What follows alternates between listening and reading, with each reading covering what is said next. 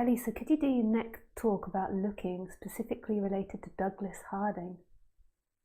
How is there not somebody behind our eyes? The looking is what's being looked at. How narration has the power to veil the effortless fact of our true nature. I don't know Douglas Harding so well, so I can't do it from the perspective of him. But I can certainly look at those ideas. How is there not somebody behind our eyes? How is there somebody? Who would that be? What is looking? So we have this idea there's someone in here, but what is looking out? What is experiencing now?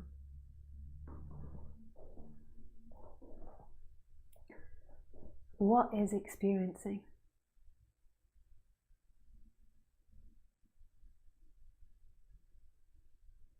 If you point this way, so I think Douglas Harding has something about pointing the finger. If you point this way, who is looking at the finger? Only an imagination, an illusion, it's a mirage. So what are you? If you're not that which you think you are, what is experiencing the thought, the thinker, the one that's saying, I move my hand, I'm going to go to the toilet, I'm sitting here, I'm listening to Lisa, I'm in the UK, I'm on top of a mountain. If you see that, that cannot be the experiencer. Anything that's seen cannot be the experiencer. So think about it as watching a film. Anything that you see is not the you watching the film.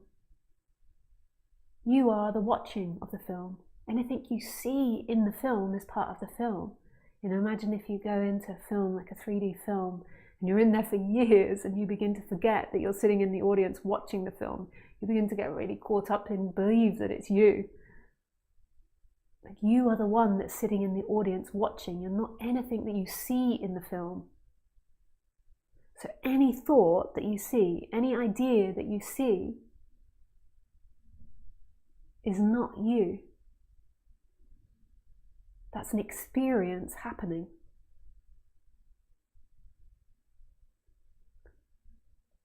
Who is it that's seeing that? What is it that's seeing that?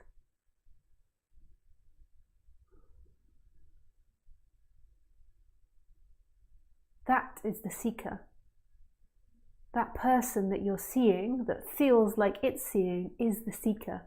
That one that you can see is the seeker, and it's telling you all types of lies. It's like, oh yeah, if I walk up that hill, then I will be enlightened. If I go and spend my money on this thing, then I will feel better. If I do this, if I do that, then, and it's not true. It's not true. Being in self is the truth. Being in self is the truth. In love, in bliss.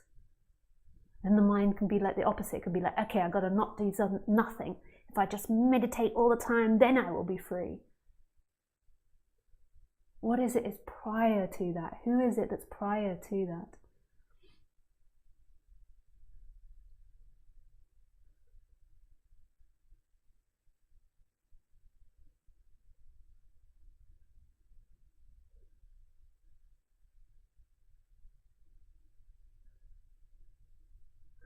So what else was in that question? The looking is what's being looked at. Sort of.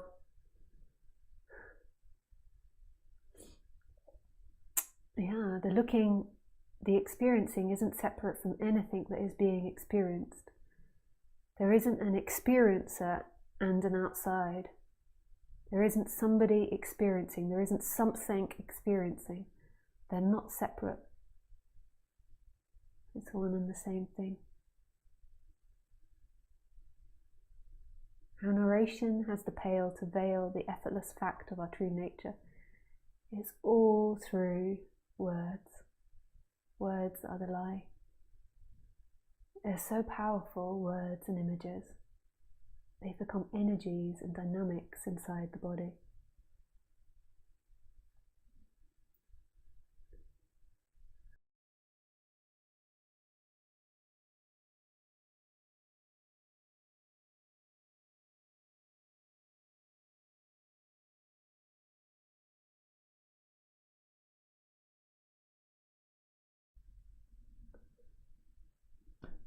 Yeah, they're so powerful. So what is it? There's some Bible or something, it began with the word. Words are not true. And a lot of people are looking for words to free them. That's not the truth. Even in these talks, it's not the words that is undoing you. It might seem that way.